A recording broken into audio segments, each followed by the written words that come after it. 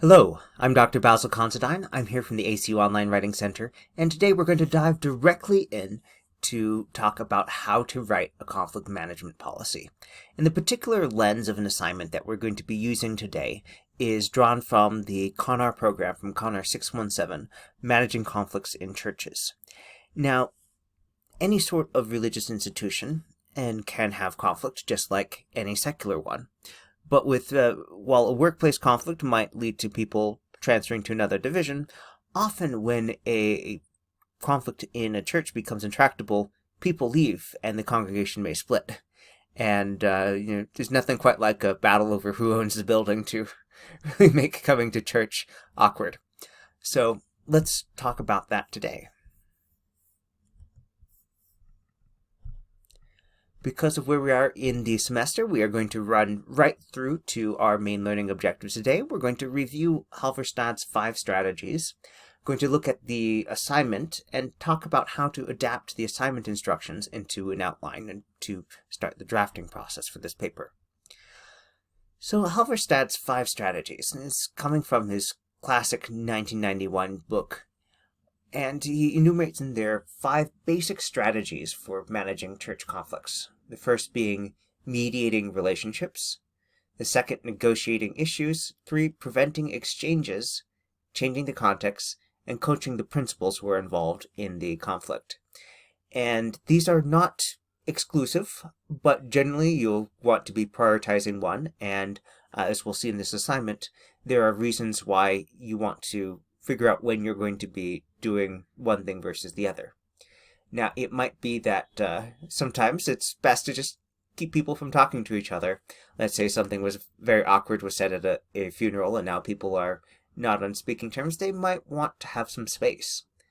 On the same token, however, there might be things that really should be addressed between the main parties involved, and so coaching principals can help guide them through those. So these strategies are available not as an exclusive set, but ones where if you recognize that this is the strategy or approach that you're using, there are different ways that Halverstad recommends that you go about doing this. Now, when you're choosing a strategy, do keep in mind that the book is laid out with these practical tasks in mind, and so the table of contents displays not only where to go to read just about choosing strategies, but also the different tasks that come with that. So after you do the reading, and by all means flip back to the table of contents, and when you're looking at a part of the assignment that requires that you write about a specific thing, use the table of contents to find that place, and so you can align your work with the reading quickly, easily, efficiently.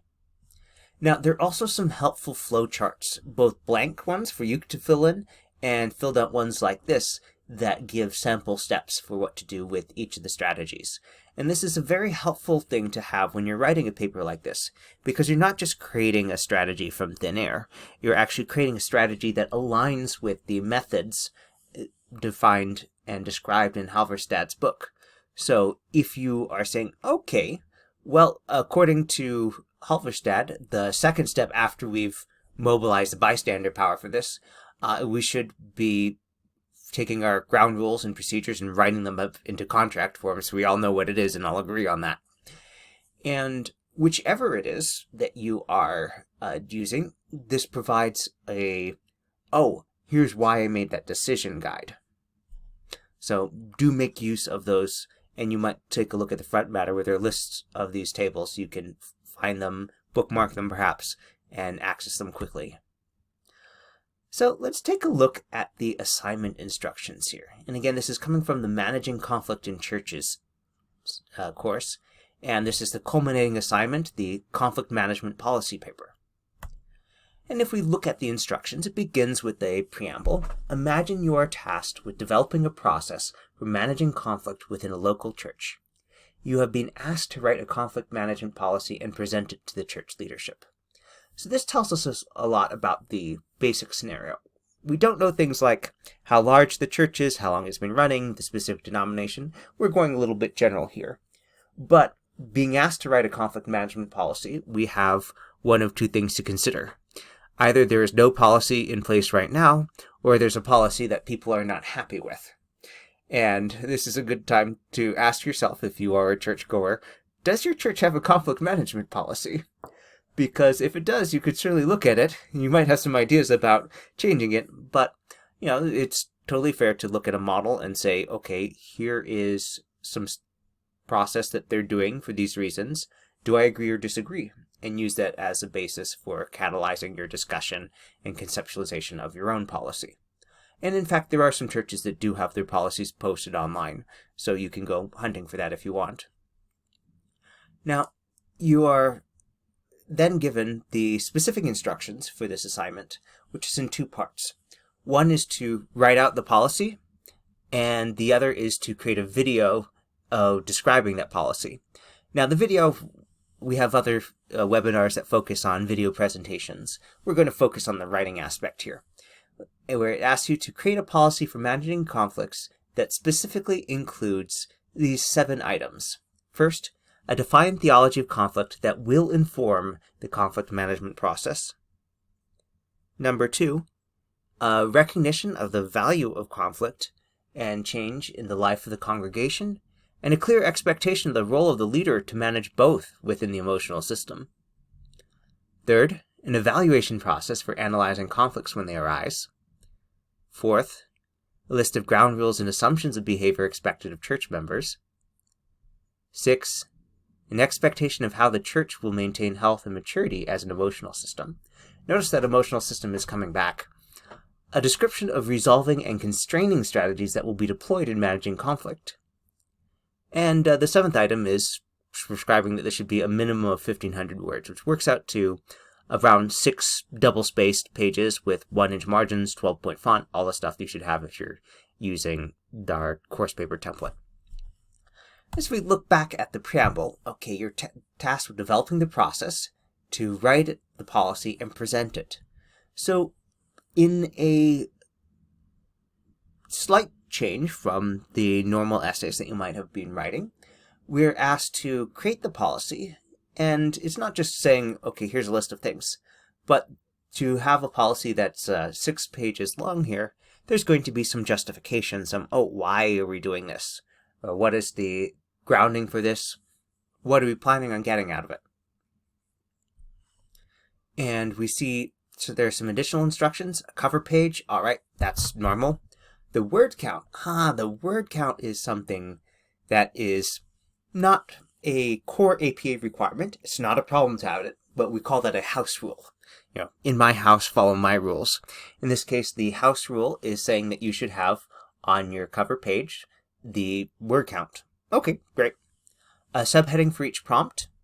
So looking at this, so each of these areas, these sub-bullets, a defined theology, a recognition of the value, an evaluation process, etc. Each of those should have its own heading, so it's easy to see where each begins and ends.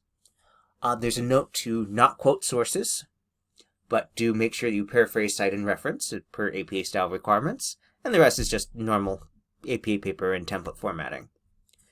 If we look at the rubric here, we see that the video gets a fair number of points, so don't leave that to the last minute. Writing standards, you are expected to have something polished here, and of sufficient length, at least 6 double-spaced pages. And then the rest is mainly saying that you should be doing all the things that are mentioned in the instructions here. And if we look at this, we see that the first one, policy clearly defines a process for managing conflict and explains the theology of conflict. So that is expanding a little bit on the first 2 bullets, the master bullet that says create a policy, and then a defined theology. If we look at the second one, it describes the value of conflict and change in the life and clear expectations of the leader. Okay, that is the second one. Evaluation process, groundless in assumptions, expectation. Those are the next 3. And then description of resolving and constraining strategies, the next one. So basically the rubric is saying, hey, all those things in the instructions, those are requirements. Make sure you include those. Okay, well, let's go ahead and let's start the outlining and drafting process. And for this, you're going to want to have a copy of our APA course paper template. If you're watching this on video, go ahead and pause the video, download that, and then resume when you have it in front of you. And we have here a copy of our course paper template where I've just filled in the title of the paper so far. And first thing we're going to do is to add that word count, because that's something that's not normally in a paper, or not if you're following strict APA style. And to help make sure that we catch that and fill that in without forgetting, I'm going to add a comment here.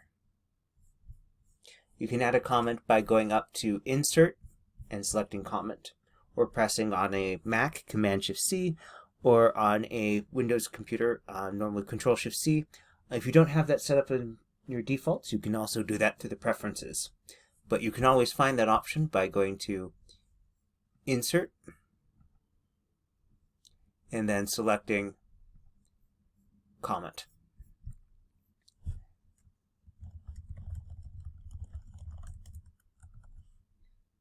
Make sure to replace this or fill it in. And let's go ahead and look at the rest of this. So we're going to come to this in a moment. Right now we want to look at what the instructions are telling us must be in here. And so if we go ahead and just copy and paste this from the assignment guidelines, well, first thing I'll go is tell that to match the destination formatting so we have the same font. We don't need this to be centered, so we're going to go ahead and change that now to body, or the list. So we have this list here for the assignment, and we can go ahead and format this in a way that makes it easy to see that these are the instructions and not, in fact, the text that you are writing. So there are some circumstances where you are allowed and encouraged to use personal pronouns, I, me, you, your, our. And one of those is when you are identifying an entity. In this case, you're writing for the church. So clarify what that will be. You could name the church if you have an example, or use a pseudonym. You could refer to it more generally, but I'm going to go with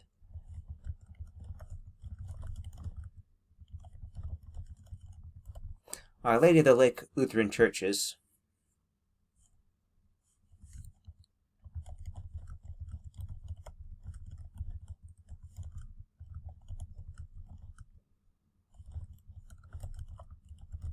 And then start filling in things that you know you need to say about it. So if you're saying what the theology is, okay, well, how did we get that theology?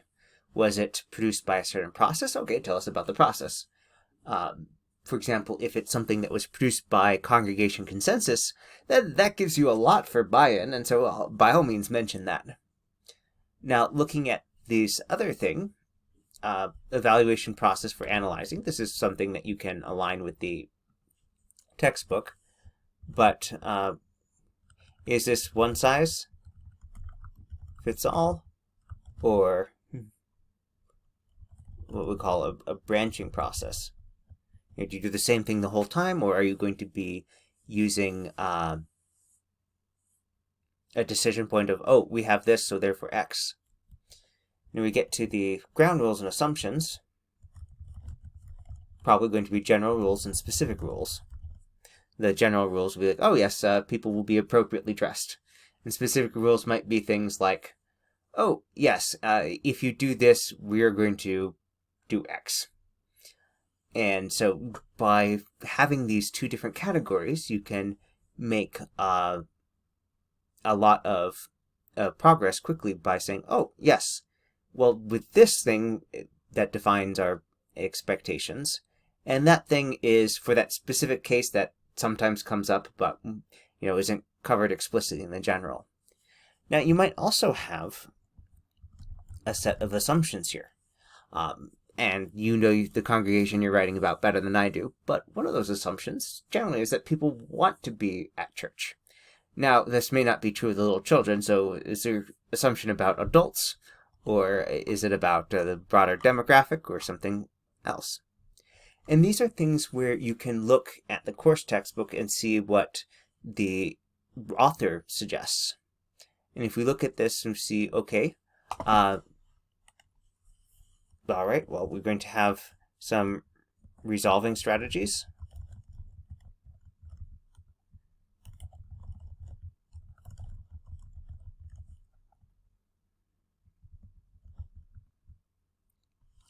Now, at this point, let's take a moment to talk about the headings, because remember, the instructions did say that we should be including headings for the different items. So let's just do some quick formatting here so that the text that's added is not bolded there. Now we can look and see, okay, what's going to go in here?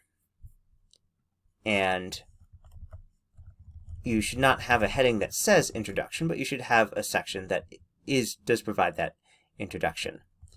Now, you can absolutely look at the description in the prompt and use that to pull a accurate, detailed enough text for the heading. In this case, it's going to be the first heading within the paper, so AP Level 1. I have the Styles page open. If you just open up Word, you might not have it, so go to the home part of the ribbon, if you're not there already, click on Styles pane, and then in this case, click on APA Level 1. Ta-da! We have our heading for that. Now we're going to need another heading for this next one too.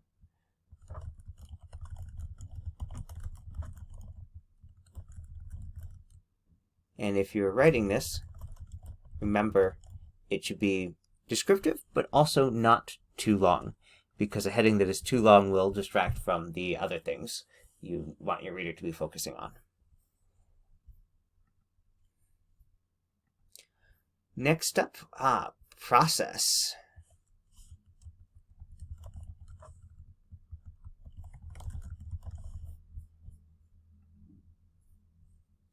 Ground rules and assumptions. And this is actually a very helpful thing to be doing because it tells you where all the information is going, and if it doesn't fit in one of these sections, either you need to tweak what you're doing so it does make sense, or cut it because you don't need it. And if we look through here, we see we've got some more here.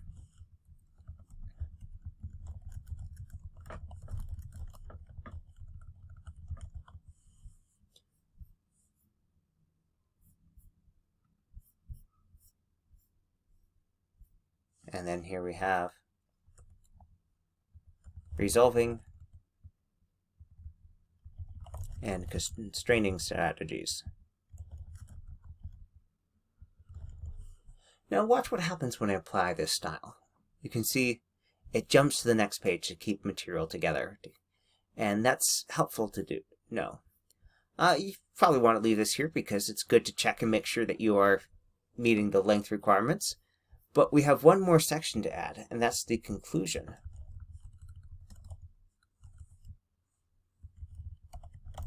And that should also have a AP Level 1 heading. So here we have the basics for starting to fill in this assignment. Now it's going to depend a bit on what exactly you are looking at in the church dynamic, but these prompts give us some pretty good sense of what's needed where, and the rubric gives us a good idea of the relative proportion of the different sections. So one of the ways that you can word this is to write this in should, basically treat this as recommendations or requirements. And so the leaders in this parish are, okay, define them. Okay.